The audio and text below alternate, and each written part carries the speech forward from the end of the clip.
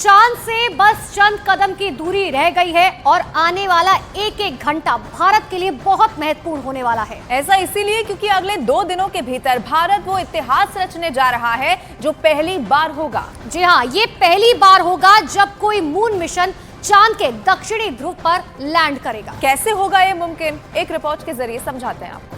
Liftoff will start in T-10 seconds.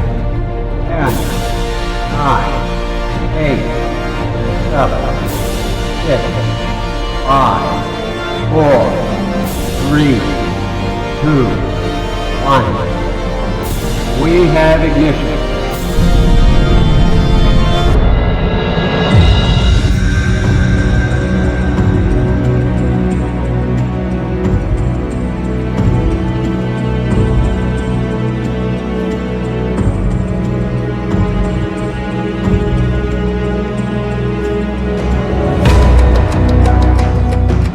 अद्भुत,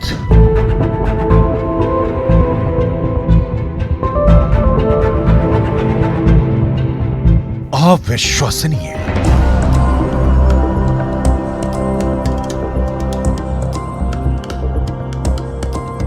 अकल्पनीय,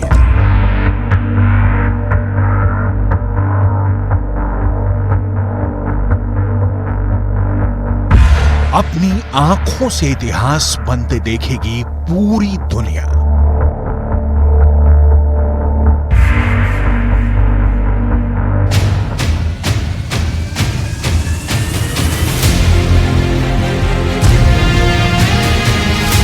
चांद के जिस हिस्से पर कोई नहीं पहुंच पाया, वहां अब भारत पहुंचेगा।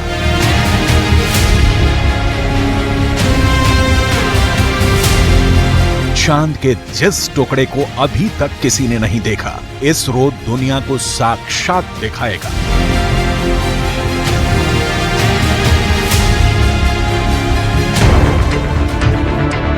ये मुमकिन होगा चंद्रयान 3 के चांद के दक्षिणी ध्रुव पर सॉफ्ट लैंडिंग से।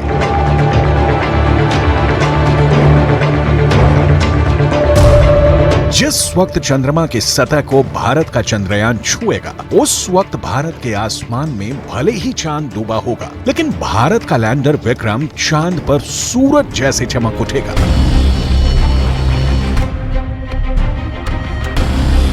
इसरो के मिशन कंट्रोल रूम में तालियों की गड़गड़ाहट के बीच चंद्रयान 3 का लैंडर विक्रम चांद के दक्षिणी ध्रुव पर उतरेगा। इसरो के मुताबिक चंद्रयान 3 के 3 अहम मकसद हैं। पहला, विक्रम लैंडर की चांद के दक्षिणी सतह पर सुरक्षित और सॉफ्ट लैंडिंग। दूसरा, प्रज्ञान रोवर को चांद की सतह पर चलाकर दिखाना। तीसरा, वैज्ञानिक परीक्षण करना।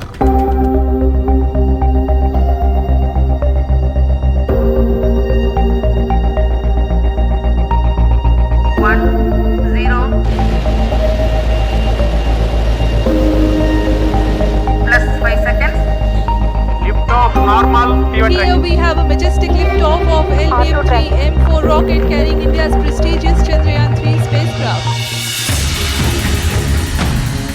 धरती से 3,84,000 किलोमीटर की दूरी तय करके चंद्रयान 3 का लैंडर विक्रम चांद के उस दक्षिणी ध्रुव पर पहुंचेगा जो रहस्यों से भरा है।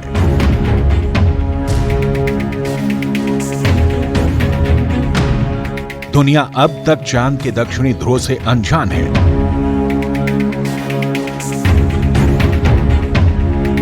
नासा का दावा है कि चांद के दक्षिणी ध्रुव पर बर्फ ही बर्फ है। वहां कई तरह के प्राकृतिक संसाधन भी हो सकते हैं, मगर दुनिया अब तक उसकी हकीकत से वाकिफ नहीं है। लेकिन अब विक्रम लैंडर के साथ गया प्रज्ञान रोवर इसे मुमकिन कर देगा। प्रज्ञान रोवर और विक्रम लैंडर 14 दिन तक चांद के दक्षिणी ध्रुव के हर रहस्य से पर्दा उठाएंगे।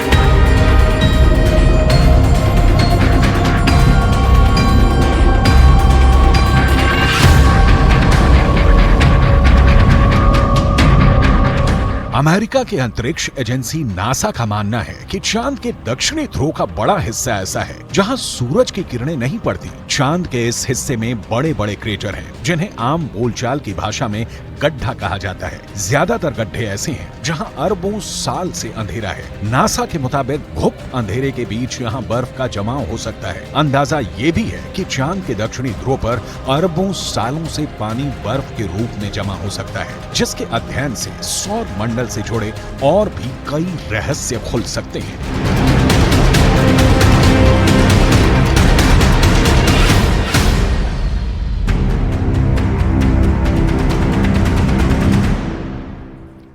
चंद्रयान 3 का सबसे पहला और प्रमुख लक्ष्य चांद के दक्षिणी ध्रुव पर सॉफ्ट लैंडिंग करना है, जो चंद्रयान 2 के दौरान नहीं हो सका था। चंद्रयान 2 जब चंद्रमा की सतह पर उतरने ही वाला था कि लैंडर विक्रम से संपर्क टूट गया। आखिरी पल में चंद्रयान 2 का 47 दिनों का सफर अधूरा रह गया था।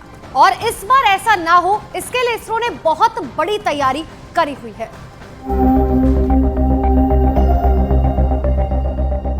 चंद्रयान 3 में इसरो ने पिछले मिशन के मुकाबले कई बड़े बदलाव किए हैं। चंद्रयान 2 में एक ऑर्बिटर, विक्रम लैंडर और प्रज्ञान रोवर शामिल थे,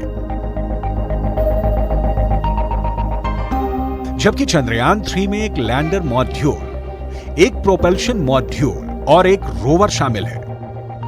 चंद्रयान 3 अंतरिक्षयान शेप यानी स्पेक्ट्रोपोलरिमेट्री ऑफ हैबिटेबल प्लैनेट अर्थ नाम का एक पेलोड अपने साथ ले गया है, जो पिछले मिशन में नहीं था। शेप चंद्रमा की सतह का अध्ययन करेगा। इसके अलावा चंद्रयान 2 के मुकाबले चंद्रयान 3 में लैंडर को खतरे का पता लगाने और बचाव के लिए 2 कैमरे मिले हैं। चंद्रयान 2 में केवल एक ही ऐसा कैमरा था, लेकिन चंद्रयान 3 के कैमरे पिछली बार के मुकाबले अधिक मजबूत बनाए गए हैं। इसरो ने विक्रम लैंडर के पैरों की मजबूती पर भी विशेष ध्यान दिया है। इसके लिए लैंडर लेग मैकेनिज्म परफॉर्मेंस परीक्षण किया गया है।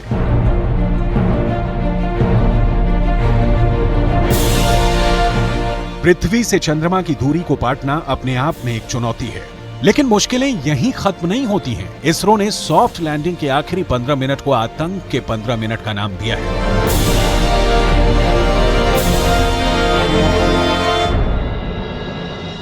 क्योंकि इन 15 मिनटों के दौरान लैंडर को अपने इंजनों को सही समय और सही ऊंचाई पर फायर करना होता है, सही मात्रा में ईंधन का इस्तेमाल करना होता है, चंद्रमा की सतह का सटीक स्कैन करना होता है।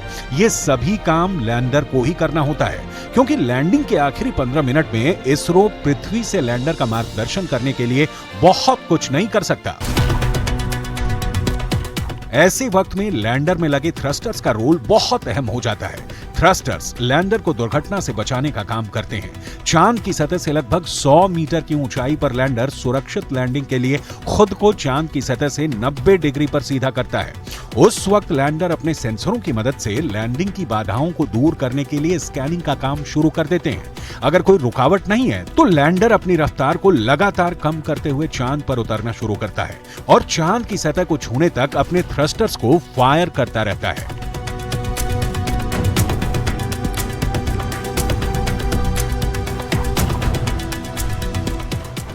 आपके जहन में एक सवाल जरूर उठेगा कि इसरो ने लैंडिंग के लिए चांद का दक्षिणी ध्रुव भी आखिर क्यों चुना। सवाल ये भी कि वहां आखिर ऐसा क्या है, चांद के दक्षिणी ध्रुव का रहस्य क्या है, क्या वो धरती के दक्षिणी ध्रुव जैसा ही है या फिर उससे अलग है।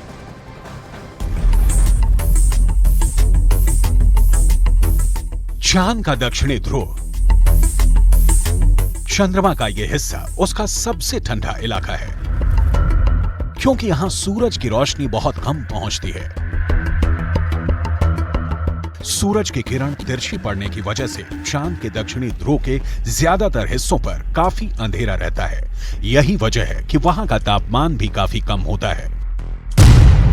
अमेरिकी स्पेस एजेंसी नासा की एक रिपोर्ट के मुताबिक दक्षिणी ध्रुव के कुछ हिस्सों पर सूरज की रोशनी आती है। जहां सूरज का प्रकाश पहुंचता है वहां का तापमान करीब 54 डिग्री सेल्सियस रहता है, लेकिन चांद के दक्षिणी ध्रुव के ज्यादातर हिस्सों पर सूरज की रोशनी नहीं पड़ती। इस वजह से वहां का तापमान -248 डिग्री सेल्सियस तक पहुंच जाता है। नासा के मुताबिक चांद के दक्षिणी ध्रुव पर बर्फ है।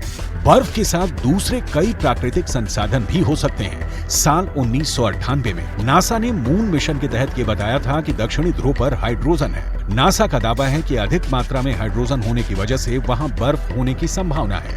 इसके अलावा चांद के दक्षिणी ध्रुव पर बड़े बड़े पहाड़ और कई गड्ढे हैं। नासा की माने तो चांद के दक्षिणी सतह पर कई सारे गड्ढे ऐसे भी हैं जहां अरबों साल से सूरज की रोशनी नहीं पड़ी है। ऐसे में चंद्रयान 3 का चंद्रमा के ऐसे इलाके में जाना और जानकारी जुटाना अब तक के हुए सभी मून मिशन के बीच मील के पत्थर जैसे है।